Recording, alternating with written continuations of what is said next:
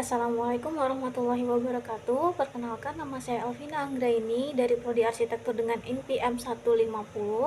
Di sini saya akan memberikan komentar terhadap pendapat Coki Pardede. Pertanyaan-pertanyaan yang paling umum. Kenapa ateis? Sebenarnya kalau kita berbicara mengenai ateisme itu sendiri, Kang, ada banyak alasan kenapa orang menjadi ateis. Kalau gue secara pribadi sebenarnya karena proses pemikiran secara panjang yang akhirnya membuat gue menyimpulkan bahwa sepertinya ateisme itu adalah yang paling dekat dengan kebenaran yang gue pahami. Definisi ateisme gue adalah menolak klaim dari berbagai macam kepercayaan atau kepercayaan apapun yang mengatakan bahwa ada sebuah pribadi yang menciptakan kita dengan segala macam sifat dan doktrinnya. Jadi sebenarnya gue menolak klaim tersebut aja gitu. Pertama, mengenai alasan beliau menjadi ateis. Beliau mengatakan bahwa ateisme adalah hasil dari proses pemikirannya, dan menurutnya ateisme adalah posisi yang paling dekat dengan kebenaran yang ia yakini.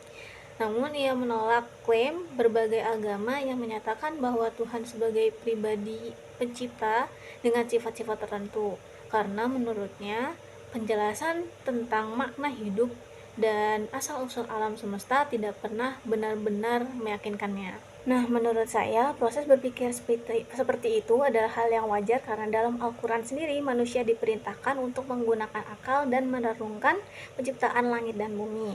Namun, dalam Islam, akal tidak bisa berdiri sendiri. Ada wahyu sebagai sumber kebenaran yang melengkapi keterbatasan akal manusia. Jadi ketika seseorang tidak merasa yakin, bisa jadi itu bukan karena kebenaran yang enggak ada, tetapi karena cara pendekatan terhadap sumber kebenaran yang berbeda. Karena pada akhirnya terlepas dari apakah dia itu ada atau tidak ada, apakah dia ada tapi sesuai dengan apa yang kita harapkan atau tidak, terlepas dari pertanyaan itu, sebenarnya yang paling penting adalah bagaimana kita mengisi kehidupan yang udah terjadi sekarang ini untuk jadi sesuatu gitu. Gitu. Dan gua rasa kadang dan kebanyakan perdebatan filosofis yang terjadi itu adalah apakah Tuhan ada dan tidak ada. Bahkan ini dilakukan oleh sebagian ateisme juga ya, orang-orang ateis ini dilakukan apakah Tuhan ada dan tidak ada, perdebatannya di situ tanpa dia sebagai individu bisa memberikan sumbangsi apa-apa kepada masyarakat gitu loh.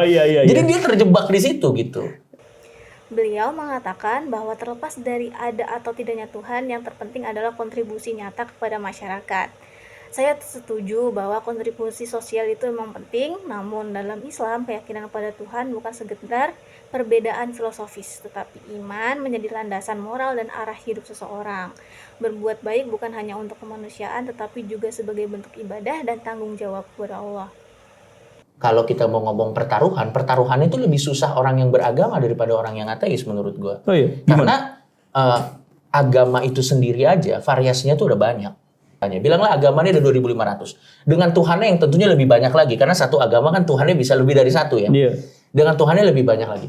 Pertaruhan orang beragama itu lebih 0,00 untuk menemukan mana yang benar daripada saya. Kalau ateis itu cuma 50-50. Yes. Ada dan tidak ada. Ada dan tidak ada. Kalau yang misalkan beragama 1 berbanding 2.500 gitu. Beliau menyatakan bahwa orang yang beragama memiliki pertaruhan yang lebih sulit karena banyaknya agama dan konsep Tuhan yang berbeda. Menurut saya, dalam Islam, beragama bukanlah pertaruhan, melainkan proses pencarian dan keyakinan terhadap keberadaan yang diyakini berdasarkan petunjuk wahyu. Selain itu, tidak memilih agama pun sebenarnya tetap merupakan sebuah pilihan keyakinan yang memiliki konsekuensi.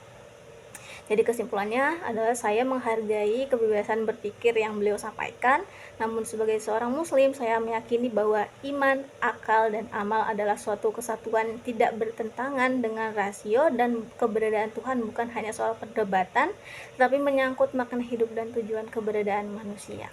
Sekian komentar saya mengenai pendapat Coki, kurang lebihnya mohon maaf. Wassalamualaikum warahmatullahi wabarakatuh.